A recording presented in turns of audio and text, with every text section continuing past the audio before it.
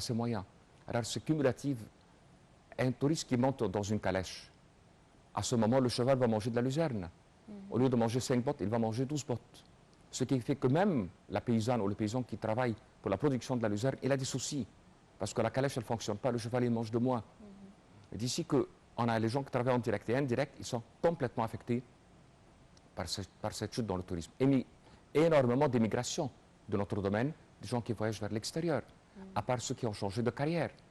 On commence à voir de la France, de l'Angleterre et autres, ce qu'on appelle les call centers, des guides, des directeurs de bateaux et tout le travail là-dedans, parce qu'ils ne trouvent plus leur carrière existante dans le pays. De là qu'on dit que les gens, oui, ils sont affectés à fond. Justement, là, vous parlez d'individus, mais il y a carrément des villes qui ont été touchées par ce secteur-là, comme Aswan ou Luxor, qui dépendent entièrement du tourisme. Aujourd'hui, c'est un triste paysage et une triste vue qu'on a de ces deux villes phares de la culture égyptienne, puisqu'on les voit complètement.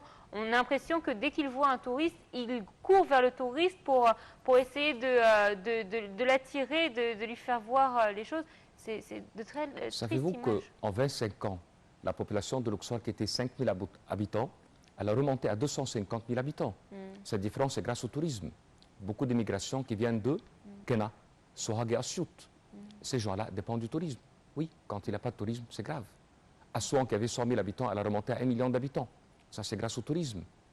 Oui, il y avait d'autres projets chez eux, comme les usines Kima, comme l'eau barrage et autres, mais le tourisme, il a multiplié la population par 10. Et tout ça dépend du tourisme. C'est une chute libre. Et ça, c'est grave, parce que ce sont des très mauvais signes pour la stabilité du pays sur l'an 2013.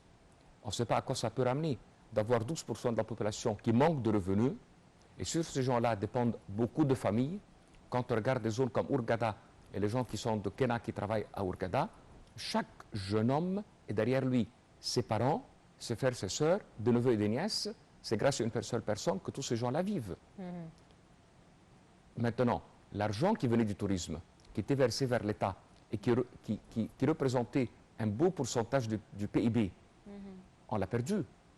Ce qui veut dire la moitié duquel avec laquelle on achetait les besoins du tourisme, l'autre moitié qui était pour les besoins du pays, elle manque aujourd'hui.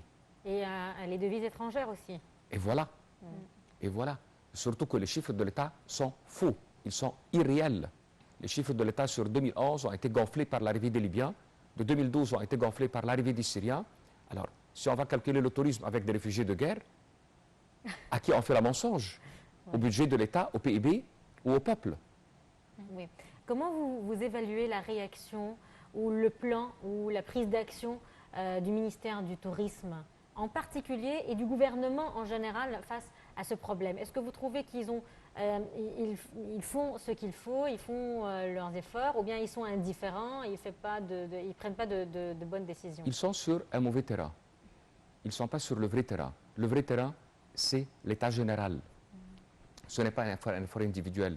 Ce n'est pas un ministre qui va aller pour assister à une conférence ou un autre qui va inviter des tour opérateurs. Jamais. On ne fait pas un tourisme dans ce genre. On n'a pas besoin de faire de la promotion à nos sites. Je ne pense pas qu'il y a un dans le monde qui ne connaît pas les pyramides ou un temple comme Karnak ou Luxor. Oui. Et eux, ils sont en train de faire de la promotion pour ceux qui sont déjà connus. Qu'est-ce que vous... Je pense que dans un état actuel de l'Égypte, qui est très très mauvais, il faut se diriger pour les choses qui ne sont pas connues, comme le tourisme pour la santé, comme écotourisme. Se diriger pour des zones qui ne sont pas affectées. Se diriger vers un endroit comme la Côte-Nord, comme l'aéroport de Mars Matroua, et de le faire développer pour développer toute une zone qui est loin des soucis. Préparer le chemin des oasis et travailler dans ce secteur. Loin des soucis, mais en fait, aujourd'hui en Égypte, rien et personne n'est à l'abri. C'est vrai. On a l'impression que tout le monde peut être affecté à un moment. Oui, vous avez raison. Mais quoi faire? Il faut développer de nouvelles zones. Les zones qui sont actuelles, il ne faut plus les toucher. Il n'y a rien à faire pour un endroit comme par exemple le Sinaï avec Sharm el-Sheikh. Il n'y a rien à faire. Les lois sont contre le tourisme. Ils ne sont pas avec. Aujourd'hui, on vient de lancer une loi qui interdit la possession d'un étranger pour des biens au Sinaï. Ce qui veut dire qu'un Égyptien marié à une étrangère, ses enfants ne vont pas hériter cet hôtel qu'il a construit. Avec des lois pareilles, désirez-vous avoir des investissements en direct qui viennent de l'extérieur, dans des établissements hôteliers? Même ceux qui veulent faire un investissement au Ghana ou autre vont avoir peur que ces lois soient transmises pour les nouveaux terrains. Et de là, il faut avoir une nouvelle prospective, une nouvelle stratégie. Justement, parlons de nouvelle stratégie et nouvelle perspective. On a pu voir qu'il n'y a pas de solution magique. Il faut que la stabilité revienne politiquement afin que les touristes eux-mêmes puissent reprendre une activité normale en Égypte. Mais on a pu voir aussi qu'il y a un autre genre de tourisme qui s'est développé, c'est le tourisme intérieur. Il y a énormément d'offres au niveau du Sinaï pour que les Égyptiens viennent à petit prix passer leurs vacances week-end. On voit que ça s'est multiplié durant ces 2 dernières années. Une chose qu'on ne pouvait pas vraiment voir aujourd'hui dans les hôtels, les Égyptiens sont plus présents que les touristes. Les touristes, on les compte, alors qu'avant, c'était le contraire. Est-ce que vous voyez que c'est une chose positive que les hôtels aient changé de direction ou changé de visage du touriste? Pour les hôtels, ils n'ont plus que ça. Par contre, l'État n'a pas à coopérer. L'État, il doit coopérer sur 2 voies. 1, le transport. 2, les vacances. Il n'y a pas assez de vacances pour que les gens partent en voyage, parce que les vacances sont, on va dire, on ne les regroupe pas. Les vacances. Mais ce n'est pas la France. Voilà. Ici, vous en avez 4 mois de vacances d'été, 2 semaines d'hiver. Oui. Vous n'avez pas un système 6 et 2. Oui. Alors déjà, les vacances, donc on ne coopère pas trop pour qu'on puisse occuper les hôtels à long terme. En deuxième, c'est le transport.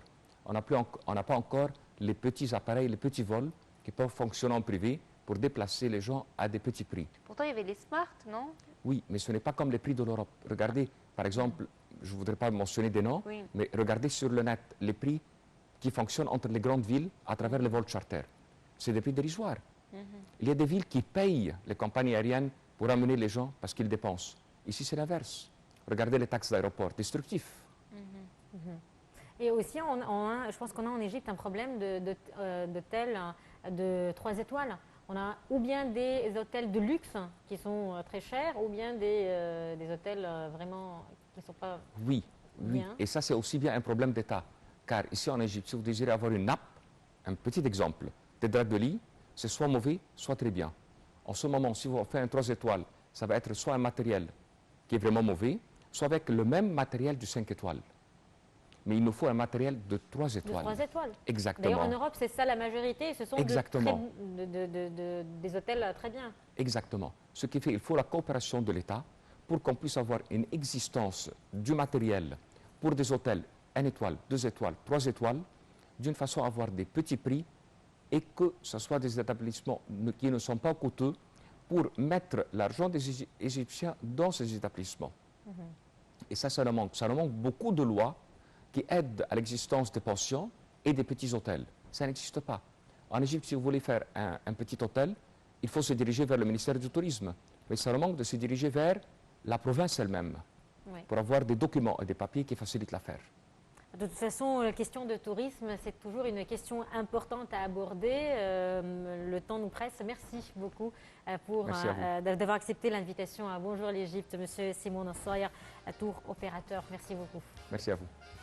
Merci à vous, merci Dina. Alors il faut dire aux téléspectateurs que malgré ce qui se passe dans la rue, on arrive à venir au travail normalement. Bon, c'est vrai qu'il y a des embouteillages, mais bon, ce n'est pas nouveau à l'Égypte.